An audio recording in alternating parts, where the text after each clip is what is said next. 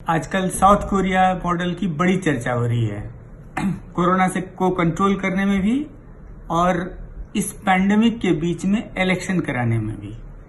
और पीटीआई की खबर एक माने तो उस हिसाब से अपना जो इलेक्शन कमीशन है वो विचार कर रहा है क्या कि कोरिया मॉडल की तर्ज पे बिहार में जो विधानसभा चुनाव सितंबर अक्टूबर में होना है उसी तर्ज पे संभव है क्या बिहार में कराना। तो इसके लिए सबसे पहले हम लोग जान लेते हैं कि साउथ कोरिया ने इलेक्शन कैसे कराया। कुछ पॉइंट्स जो मैंने CNN, अल जजीरा, वॉशिंगटन पोस्ट, BBC में जो मैंने खबरें पढ़ी उसके आधार पे जो कोरिया मॉडल की झलक है वो इस तरह से है।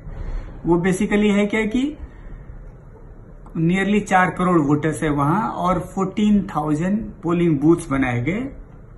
हर पोलिंग और वोटिंग जो है 3 फेजेज में हुआ, 1/3 हर फेज में 1/3 लोगों को वोट करने के लिए कहा गया।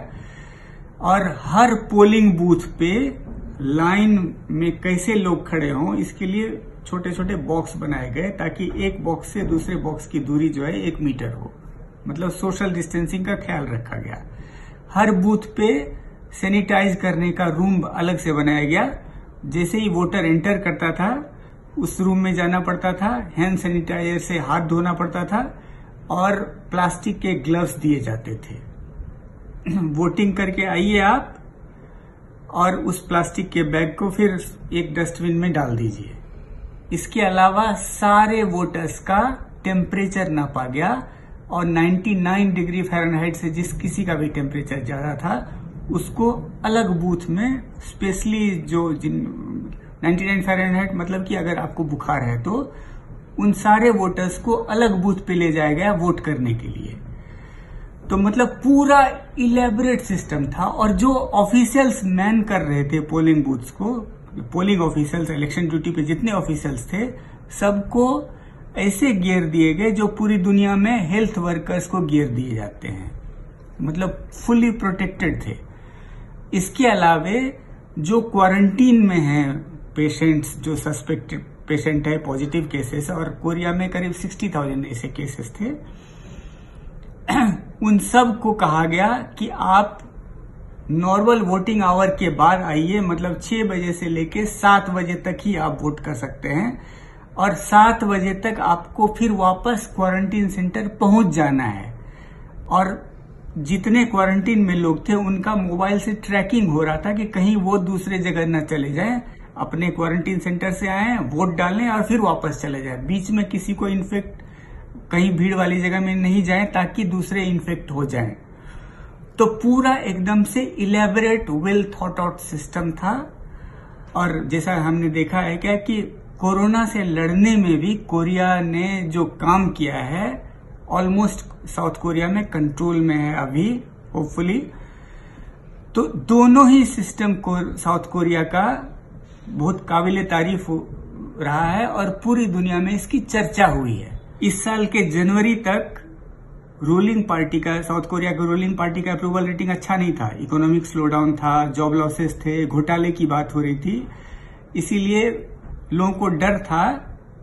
लोग प्रेडिक्ट कर रहे थे कि रूलिंग पार्टी हार जाएगी अगर चुनाव होता है वहां। लेकिन चुनाव भी हुए और रूलिंग पार्टी बम्पर बहुमत से फिर से वापस आई है। और इसमें सबसे बड़ा क्रेडिट जाता है, और लोग एनालिस्ट बोल रहे हैं और इलेक्शन ऑब्जर्वर बोल रहे हैं कि चूंकि साउथ कोरिया ने कोरोना के खिलाफ बहुत कमाल का काम किया और पूरी दुनिया में इसकी तारीफ हुई, इसीलिए उनका रूलिंग पार्टी का अप्रूवल रेटिंग सडनली बहुत ज्यादा बढ़ गया। अब बात हो रही है कि क्या कोरिया का ये मॉडल बिहार में रेप्लिकेट हो सकता है, बिहार में उसी तर्ज पे चुनाव कराया जा सकता है। तो कुछ बिहार स्पेसिफिक डेटा देखते हैं। बिहार में भी नंबर ऑफ वोटर्स मोर और लेस 4 करोड़ के आसपास ही होंगे, थोड़ा सा ज्यादा होगा।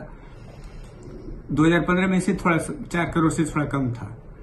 बिहार में 2015 में 65,000 के करीब पोलिंग बूथ था। लेकिन एक बड़ा कोरिया और बिहार में जो अंतर है, कोरिया में पॉपुलेशन डेंसिटी जो है करीब 500 के आसपास है। बिहार में 2011 में ही पॉपुलेशन डेंसिटी 1100 से ज्यादा था, मतलब बहुत ही डेंस पॉपुलेशन है वहां। और इसी के चलते आपने अगर मैंने बहुत सारे इलेक्शन बिहार में कवर किए हैं, तो वहां पोलिंग बूथ जो है बहुत ही भीड़ वाले इलाके में होता है, बहुत कंजेस्टेड होता है। ऐसे में अगर कोरिया के तर्ज पे आपको चुनाव कराना है बिहार में, तो पोलिंग स्टेशन कहां बने इस पे ज्यादा प्लानिंग करनी होगी। ऐसे इलाके में पोलिंग स्टेशन बनाने होंगे जहां की आप सारे अरेंजमेंट कर सके। दूसरी बात है कि सारे वोटर्स को हैंड सैनिटाइजर, सारे वोटर्स को आप ग्लव्स दे पाएं, इतनी व्यवस्था बिहार में हो पाएगी क्या? दूसरी बात कि जो क्वारंटीन में हो या जो सस्पेक्टेड केस हो, उनके लिए अलग अरेंजमेंट हो और वो सारे रूल्स एंड रेगुलेशंस फॉलो करें, थोड़ा सा डाउटफुल लगता है। उसके अलावे हमने देखा है कि बिहार में बड़ा ही इलेबरेट इलेक्शन कैंपेन होता है और बड़ी बड़ी रैलियां होती है, और एक बिहार स्पेसिफिक टर्म है रैला, रैली नहीं बोलते हैं, रैला, भीड़ के साइज के हिसाब से रैला बोलते हैं। और वो बेसिकली आप कह सकते हैं कि है तो सेलिब्रेशन ऑफ डेमोक्रेसी, लेकिन काफी भीड़ होती है।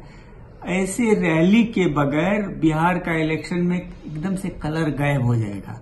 तो आप रैली करें और उस रैली में सोशल डिस्टेंसिंग का ख्याल रखें, संभव है क्या? दूसरी बात कि बिहार में लॉ इन्फोर्समेंट एजेंसी इतनी इफिशिएंट है कि सारे नियम कानून को वो पालन करवा पाए, पार्टी से करवा पाए, इलेक्शन ऑफिशियल्स के लिए सारे गियर दे पाए, हैंड सैनिटाइजर दे पाए,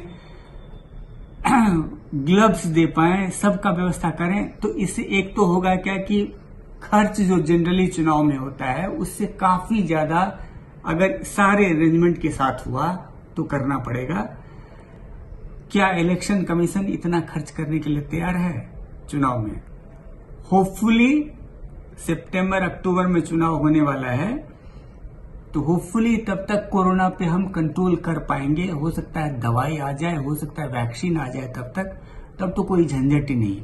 लेकिन अगर ऐसा नहीं होता है तो कोरिया मॉडल जैसा एकदम इफिशिएंट स्टेट सिस्टम, उसी मॉडल को बिहार में रेप्लिकेट करना मेरे ख्याल से बहुत मुश्किल होगा। किसी चमत्कार की जरूरत होगी उस मॉडल को बिहार में रेप्लिकेट करना।